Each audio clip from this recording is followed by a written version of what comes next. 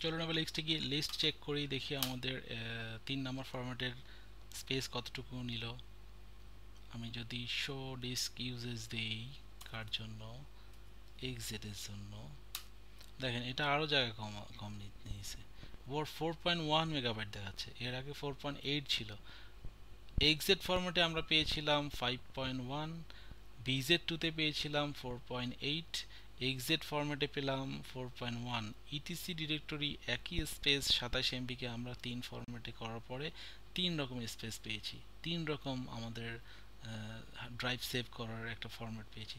So easily এইভাবে আমরা আমাদের যে ফাইলগুলো একত্রিত করে আর্কাইভ করে আমাদের ডিস্কে স্পেস কমিয়ে আমাদের যখন আবার প্রয়োজন তখন এক্সট্র্যাক্ট করতে পারবো। চলুন আমরা কিভাবে সিম্পলি এক কমান্ডের মধ্যে এক্সট্র্যাক্ট করা যায় সেটাও দেখে নেই। সো এক্সট্র্যাক্ট করা খুবই ইজি। আমরা কম্প্রেস করতে গেলে যেই আমাদের কমান্ডটা লাগে সেই কমান্ডটাই আমাদের থাকতেছে, জাস্ট খালি কম্প্রেসের জায়গায় এক্স দিয়ে দিলে এক্সট্র্যাক্ট হয়ে যাচ্ছে। যেই লোকেশনে আমি থাকবো সেই লোকেশনেই আমার এক্সট্র্যাক্টের ফাইলটি চলে আসবে। চলুন দেখি, আমি একটা সিম্পল ফাইল এক্সট্র্যাক্ট করে দেখব। আমি জিজেট এর ফাইলটা এক্সট্র্যাক্ট করে দেখব যে আমি আমার ইটিসি ডিরেক্টরিটা ফিরে পাই কিনা এবং আগের 27 MB আমি ফিরে পাই কিনা। সো চলুন,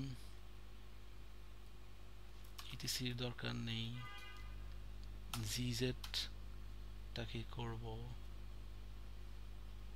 জাস্ট খালি কম্প্রেস আর জেড।